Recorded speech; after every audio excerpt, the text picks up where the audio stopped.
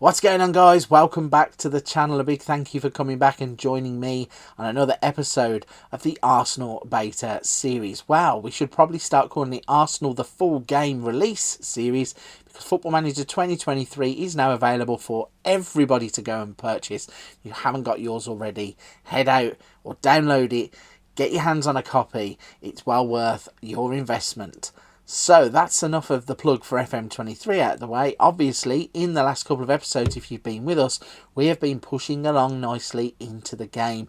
In the last episode, we had gone through the summer transfer window. We had kicked off a brand new Premier League campaign. We showed you the new faces that had been brought into the club, also revealed the ones that had left, showed you the finances, what the board and the fans were thinking, and how the squad was developing. In today's episode, we have pushed forwards. It's the 2nd of February 2024, and that means we have been through another transfer window. Yes, the January transfer window has now slammed shut, and we have brought in another raft of players, which we are going to reveal very, very soon. We are also going to go through the schedule, show you the competitions and what the squad looks like. We'll also have a little look at the finances to see if there's any money left in the kitty. So let's not waste any time.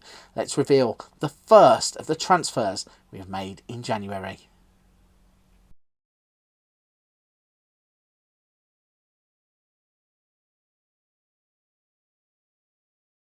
The first of the three players that you have just seen then to come through the door is Noah Mbamba. Now, if you saw any of my pre-FM23 content, you would see that I think this is going to be a fantastic little midfielder. At the age of 19, we have picked him up for just £5 million. He's going to be a rotation option in the centre of midfield. I really do think he could be in the mould of Jude Bellingham, plays in similar roles, can be a makeshift centre-back, but plays in a central midfield and a defensive midfield slot. Looking at him, I think for £5 million, we are really picking up a cheap option that could go on. Started his career off at Genk, then moved to the club NXT, which is Bruges' feeder kind of youth system. Played for Bruges 19 times and really imposed himself on their first team. Breaking him down as a player then, you can see in terms of the physicals, he has quite a lot of that in place already. Needs a little bit of work in terms of like the acceleration, the pace, the stamina and the strength, but they are all very mouldable in terms of a base stat. He stands at 187 centimetres, so quite tall for a midfielder. Looking at the mentals, aggression of 13, composure of 12, flair of 13, work rate of 11. Some of the attributes for a central midfielder are going to need a little bit of work, but I do think he has raw talent and raw ability that we'll be able to tap into. In terms of the technicals, he has good first touch with 13, passing of 14, tackling of 12, technique of 13. I think this is going to be an absolute steal in the long run. We have signed him to a deal that runs through to 2028. I think Noah Mbamba is going to be a big player in this save further down the line. The second of those players on that graphic is Ibrahim Digberiku. He is a tall Belgian central defender who has come to us from Borussia Mönchengladbach. Now, we only paid £1.9 million for him. He's 189 centimetres tall, plays, as I said, primarily as a centre-back, can also be a makeshift left-back and right-back, but I don't think we're going to be playing him there. He's valued now at 5.8 to 8.4 million pounds, 18 years old. Not been capped by the full national team yet, but does have some under 21 caps, so there is a lot of potential there, which is really what we are trying to tap into. Looking at his physicals then, so good strength, good pace, jumping reach is 16, which is good.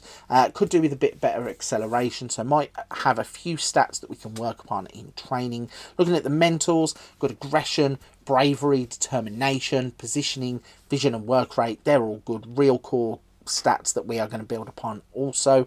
And then looking at his technicals, good heading, good marking, good tackling. Technique could probably do with a little bit of fine-tuning, but as an 18-year-old who's coming into a Premier League team, I think if we get him some game experience, he's really going to develop as a footballer, and I think we have got ourselves another bargain. And the third player on that graphic was Conrad De La Fuente. Now, if you watched any of my content from FM22, you would know already what I think about Conrad De La Fuente. I think he really is underestimated as a footballer. He's a USA international, playing 9 times, scoring 1 goal. Still only 22 years old. If you look at his career path, started off with Barcelona, went to Olympiacos, played for Marseille, and now we have picked him up for a cheap enough price of £6.5 million. And I think he's really going to be able to give us a little bit of a spark, whether it's playing as that midfielder on the right and rotating him with Saka, or playing where Martinelli and maybe Dybala can play on the left-hand side. I think he's a player who is direct, and we know enough about him from FM22 to know that he's a confidence player, and once he gets going, he's going to be able to bring something different to the team that we're probably just lacking in a few of those areas. So what's he about? Physicals then, pace of 15, natural fitness 15, acceleration 16, agility 16. So he's going to get the ball past the defenders, he's going to be direct, and he's quick enough to get in on goal. Looking at the mentals, got anticipation, composure, decisions, flair, off the ball vision, technique is there, passing, long shots, first touch, dribbling, crossing and corners. So we know enough about Conrad De La Fuente to know that, as I said, if we get him on a roll, we can get him into the team. I mean, he's come as an emergency backup player, which means that he obviously doesn't think that he is of Arsenal standards, but I know that if we get him into the team and we get him developed and get him playing football, Conrad De La Fuente is going to be a fine pick as a squad rotation option in this save.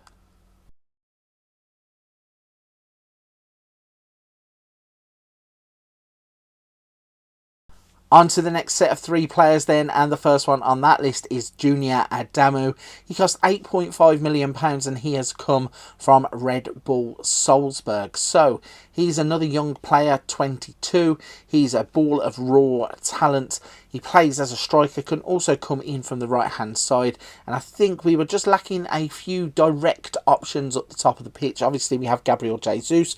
We had signed Dybala, but we just needed that extra striker to come in as a rotation option. And I think he fits in really well with what we're trying to do.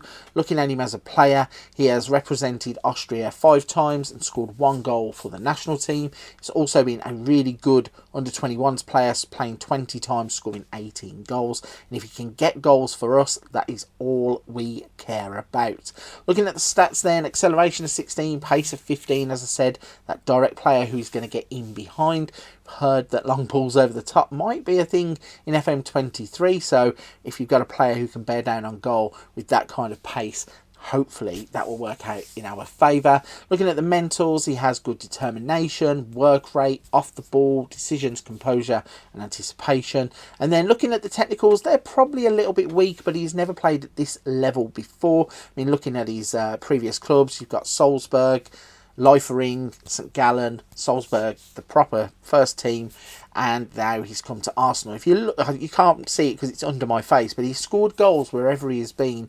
He scored 19 in 36 for Liefering, 6 in 14 for St Gallen, 16 in 54 for Red Bull Salzburg. So he has a pedigree of scoring goals. And even though those technicals scream out development, dribbling, finishing, first touch are all there, and I think if we give him opportunities to grow as a player, he will be a sound purchase at Arsenal.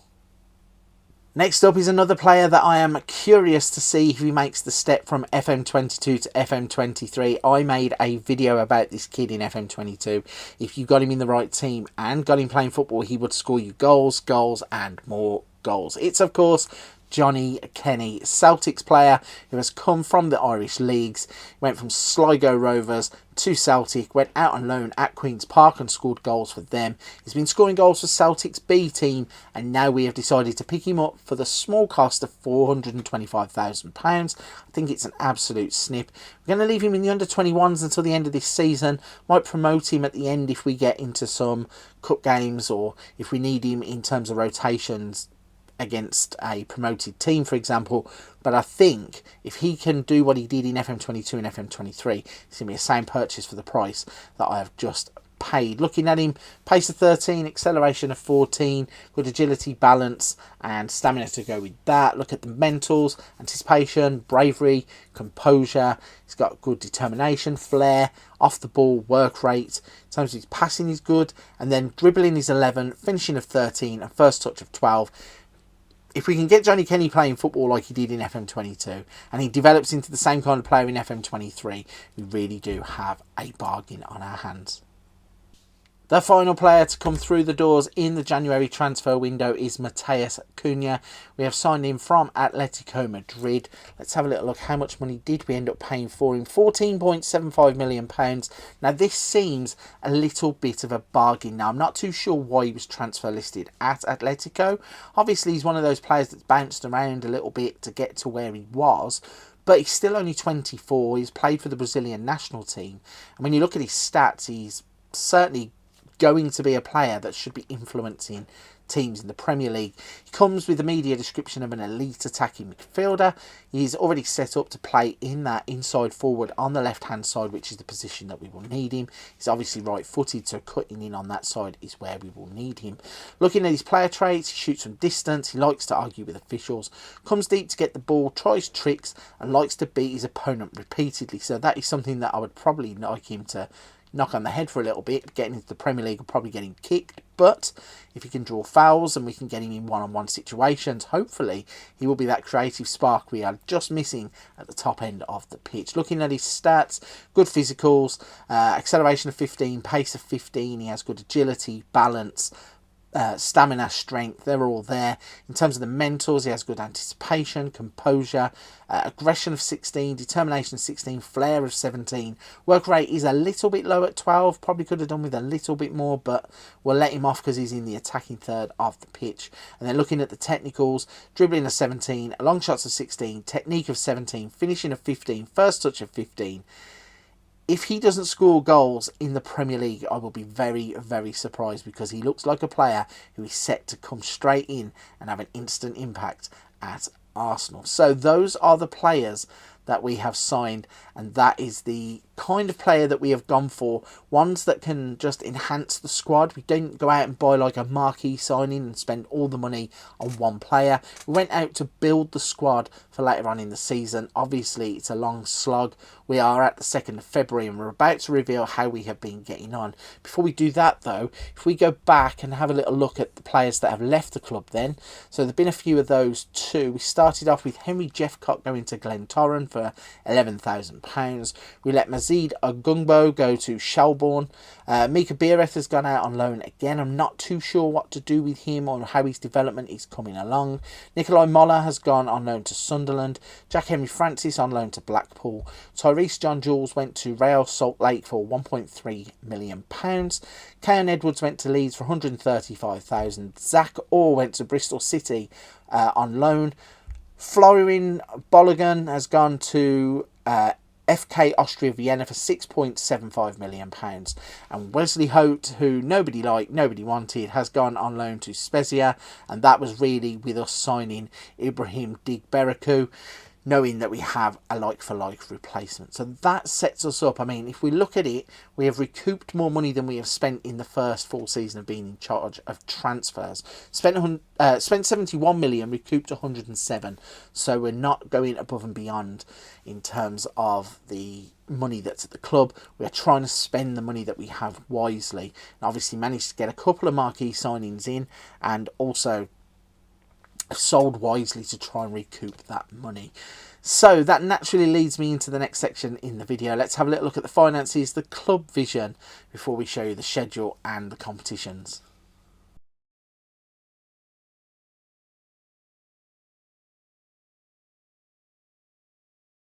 Brief overview of the finances then, and the club now.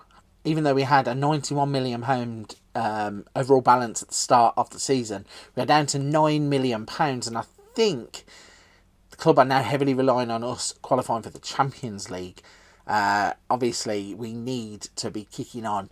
Last season we finished third that is the minimum they're going to expect this season, especially when they have put the money in. Obviously, we did recoup quite a lot of money too, but in terms of turnover, when you look at it, we had an £88 million outlay for Jude Bellingham that actually wasn't included in that little graphic there because it was technically the end of the last season. But it's still a lot of money that the club is investing in the playing squad. In terms of the budget then, it leaves us with an £11 million transfer budget, but only £9 million in the bank. So obviously the board are doing the maths and they are able to balance out what is going on. In terms of the wage budget, we are spending £3.2 million. We have a £3.3 million wage budget, so no problems with that whatsoever. Looking at the club vision quickly then, you can see that in terms of the board, we are being scored a B. They are disappointed about the increase in commercial revenue still, and they are disappointed in signing players to sell for a profit. I'm not too sure why. I think that we are actually going to start doing that once we've developed some of the younger players that we signed, but I suppose they want to do it in the turnaround of quite quickly and growing the club's reputation. That they are happy enough with that. We're on course to work within the wage budget. In terms of the current season, reached at least the knockout stages of the Champions League, so a little spoiler there, passed. Qualified for the Europa League, very pleased because we're at the moment in a position to do so. Reached that stage of the FA Cup, pleased, and be competitive in the Carabao Cup, which we failed. Looking at the supporters quickly then, let's go through that. So we get a C+ here. Play attacking football, they're satisfied. So we've started to turn it around because at the end of last season they were a little bit doubtful of the attacking football philosophy that we were trying to instill, but now we are turning them around. Play entertaining football, pleased. Finish above Tottenham in the league, pleased. Finish above Man United, pleased. Be competitive against Chelsea, disappointed. Qualify for the Europa League, we are on course. So in terms of what is going on at the club, our job security is secure. We have a B from the board, a C+ from the fans, so hopefully the pressure won't start to get to us too soon. We are only at the 2nd of February, so going forwards there is chance to turn the fans around. Let's fill you in on what's happened so far and how we have got to this point in the season. Let's show you the schedule first, then the competitions to show you exactly where we sit in the Premier League.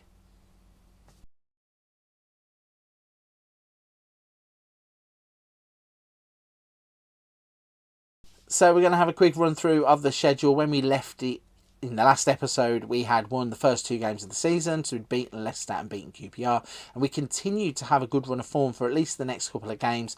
We beat Aston Villa 2-0 with goals from Gabriel Jesus. We beat Brighton 2-0, a goal from Gabriel Jesus and a goal from Paulo Dybala. We then had a 1-1 draw with Juventus, which I thought was quite a decent result. We were away from home. We scored first. Odegaard, Paul Pogba equalised.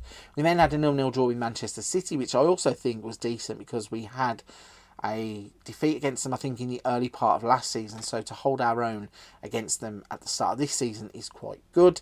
And then you can see the reason that we were disappointing the fans about disappointing the board about the Carabao Cup was the fact we got knocked out on penalties against Tottenham in the 3rd round.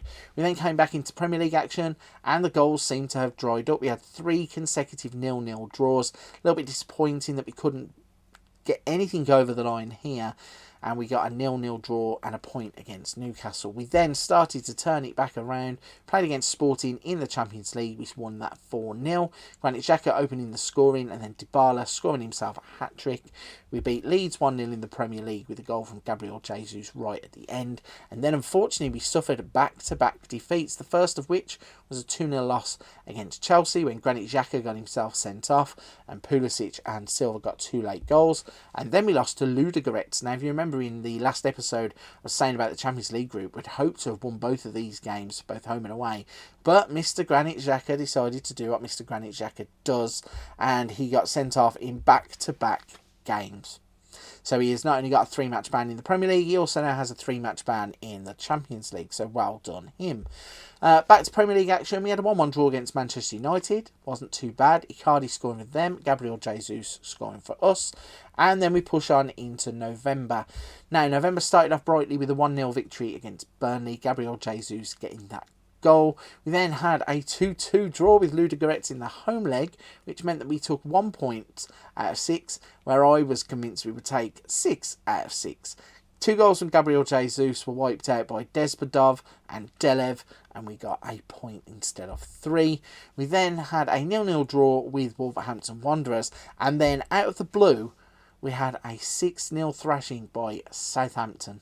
Do not know how it happened, do not know why it happened, a little bit crazy. As you can see, it's a complete anomaly as to what was going on in the rest of the season. It was just one of those games where our players forgot who they were, and they just forgot to pass the ball to each other. Shay Adams scored a hat-trick, Thiago Almeida scored 2 penalties, and Matthias Reis scoring the last goal. So quickly trying to get over that, we played Sporting Lisbon, beat them 1-0, Gabriel Jesus with the goal there. On then to the Premier League, and we won 2-1 against Tottenham. We went to the Tottenham Hotspur Stadium. Basuma got himself sent off after 72 minutes. Richarlison had actually given Tottenham the lead, and then Reece Nelson out of nowhere, 76 and 85 to get us 3 points there. And then we backed that up by beating Juventus at home with a 2-1 victory in the 90th minute through Gabriel Martinelli. We then went on a run that saw us beat Fulham 3-1, Brentford 2-1. We had a 0-0 draw with Crystal Palace and a 1-0 victory against... a 0-0 draw against West Ham and a 1-0 victory against Crystal Palace that saw us round out December unbeaten. So after that wobble, we actually turned it around pretty quickly, and that run of form continued. As you can see, not only were we unbeaten during December, we continued and were unbeaten during January too. So the first of which was a 3-0 victory against West Brom. Jude Bellingham, Gabriel Jesus on the score sheet there. Chelsea we beat 1-0. Emile Smith-Rowe getting the goal in that game. We beat Liverpool 3-0 at home. Dybala with 2 and Odegaard with the other goal. We then beat Sheffield Wednesday 4-1 with a rotated team. Soboslai, Patino, Saka and Gabriel Jesus getting the goals there. We beat Leeds 1-0 away from home with a goal from Martin Odegaard. Beat Burnley 3-1 with goals from Xhaka and Adamu. We had a 0-0 draw with Manchester United, which I don't think was a bad result, especially when you see the league table in a couple of minutes. And then we had a 3-1 victory against West Brom in the last game before we came back. Goals from Saka, Xhaka and Jesus. So that's how we have ended that run of games. So how many is that? That's 1, 7... 8, 9, 10, 11, 12, 13, 14. We are currently 15 games unbeaten, which is pretty impressive. It's pretty good going too, considering we come off the back of that 6-0 thrashing at home against Southampton. I have no clue still how that game came about. It's a complete outlier and it's pretty crazy. But it means that we are now in 3rd place in the Premier League once again, which is exactly where we finished last season. But when you look at it now, all the teams at the top, us, Man City and Liverpool, have all played 24 games. We have 54 points, Liverpool have 55, Man City have 57. Teams below us, West Ham are 9 points behind us, Manchester United are 10 points behind us, and there is a big cliff down to Chelsea. So, hopefully, with 14 games left to go in the Premier League season, we are going to have a shot at sticking with Liverpool and Man City, kicking on as a team and continuing the good run going. And we are going to hopefully get somewhere in terms of the Premier League. Looking at the Champions League then, as you saw, we got through the group stage. I'll break it down in just a second. We have drawn Villarreal in the round of 16. In the FA Cup, we are in the 4th round and we are playing against Blackpool. And of course, Tottenham knocked us out in the 3rd round of the Carabao Cup. So a quick look at the Premier League then in depth. So our win-loss record after 24 games, 16 won, 6 draws, 2 losses. Only an 18 goal difference is quite disappointing. I thought this might be the season where we would be able to score more goals. Had a little tweak of the tactic and moved one of the ball-winning midfielders into a more attacking area. Didn't really seem to work, so we kind of reverted and gone back. But it's definitely a part of the jigsaw that we're looking to solve. And especially now we've gone through the transfer window, it'll be something for the summer to go forwards with. Looking at some of the stats there, not a lot of our players are featuring. Aaron Ramsdale certainly is. He has 15 clean sheets, so even though we're not scoring bags of goals, we're not conceding loads either. We also have Kieran Tierney and Bukayo Saka on dribbles per 90 minutes. But in terms of goals, Mo Salah, even Tony, Erling Haaland and Gianluca Scamacca leading the way in that category. In terms of the assists, Mo Salah, Politano, Ings and Ericsson. So, Champions League, let's have a little look at that then. If we go to the group stages, obviously we know who we have got in Villarreal in the next round. Where is our group? So you can see here we finished top of the group, played 6, won 3, drawn 2, lost 1, 5 goal difference and 11 points. So not too bad coming out of the group. Villarreal, should I say, when I put my teeth back in. Villarreal are up next for us. So that is us at this point of the season. The last thing that we're going to go through before we wrap this one up, as always, is the squad. I'm going to show you how the new faces from the summer have settled in, and show you also how the winter faces probably are going to try and squash into that starting 11.